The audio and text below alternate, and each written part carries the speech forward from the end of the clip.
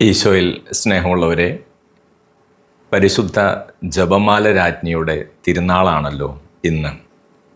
October 7 തിരുസഭയിൽ പരിശുദ്ധ ജപമാല രാജ്ഞിയുടെ തിരുനാളായിട്ട് ആഘോഷിക്കുകയാണല്ലോ. പരിശുദ്ധ ജപമാല തിരുസഭയ്ക്ക് സമ്മാനമായി പരിശുദ്ധ അമ്മ മറിയം നൽകിയതുകൊണ്ടാണ് പരിശുദ്ധ ജപമാലയുടെ രാജ്ഞിയായിട്ട് മറിയം അറിയപ്പെടുന്നത്.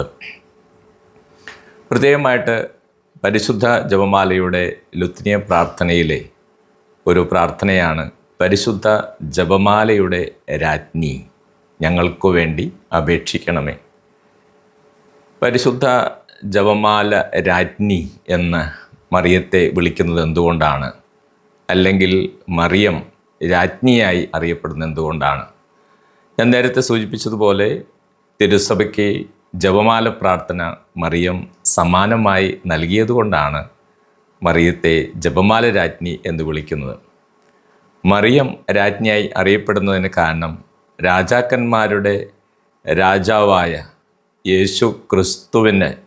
യേശുക്രിസ്തുവിൻ്റെ അമ്മ, ഈ മകന് ജന്മം നൽകിയ അമ്മ എന്ന നിലയിൽ മറിയത്തിന് രാജ്ഞി സ്ഥാനം ലഭിക്കുന്നു.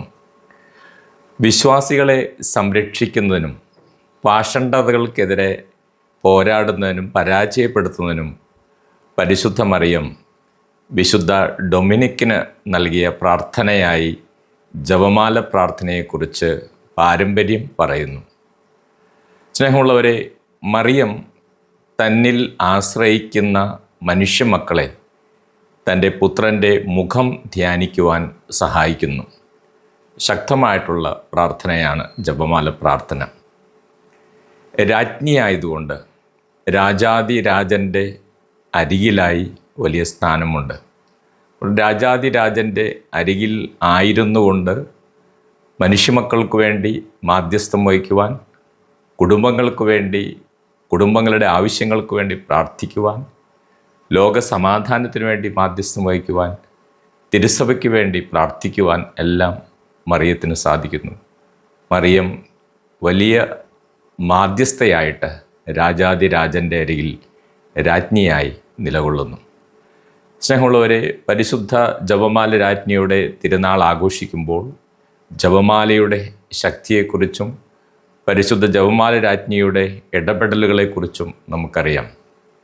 പൗലോസ്ലീഹ എഫേസൂസുകാർക്ക് എഴുതിയ ലേഖനത്തിൽ 6-ാം അധ്യായം 11-ാം തിരുവചനത്തിൽ ഇപ്രകാരം പഠിപ്പിക്കുന്നു: സാത്താൻ്റെ കുടിലതന്ത്രങ്ങളെ എതിർത്ത് നിൽക്കുവാൻ ദൈവത്തിൻ്റെ എല്ലാ ആയുധങ്ങളും ധരിക്കുവിൻ. വിശുദ്ധ പാദ്രി പിയോ നമ്മളെ ഓർമ്മിപ്പിക്കുന്നത് ഇങ്ങനെയാണ്: ജപമാല പ്രാർത്ഥന നമ്മുടെ കാലത്തേക്കുള്ള ശക്തമായ ആയുധമാണ്. ഈ ആധുനിക കാലഘട്ടത്തിൽ പുതിയ പുതിയ കുടിലതന്ത്രങ്ങളുമായിട്ട് പിശാച് മനുഷ്യമക്കളെ തകർക്കുവാൻ, കുടുംബങ്ങളെ തകർക്കുവാൻ, തിരുസഭയെ തകർക്കുവാൻ പരിശ്രമിക്കുമ്പോൾ പരിശുദ്ധ ജപമാല രാജ്ഞിയുടെ സഹായത്താൽ നമുക്ക് വിജയം നേടാനും ശക്തമായിട്ട് മുന്നേറാനും സാധിക്കും. പരിശുദ്ധ ജപമാല രാജ്ഞിയുടെ ഈ തിരുനാൾ ദിവസം ഏവർക്കും പരിശുദ്ധ ജപമാല രാജ്ഞിയുടെ അനുഗ്രഹം ആശംസിക്കുന്നു. ഈശോ അനുഗ്രഹിക്കട്ടെ. Praise the Lord.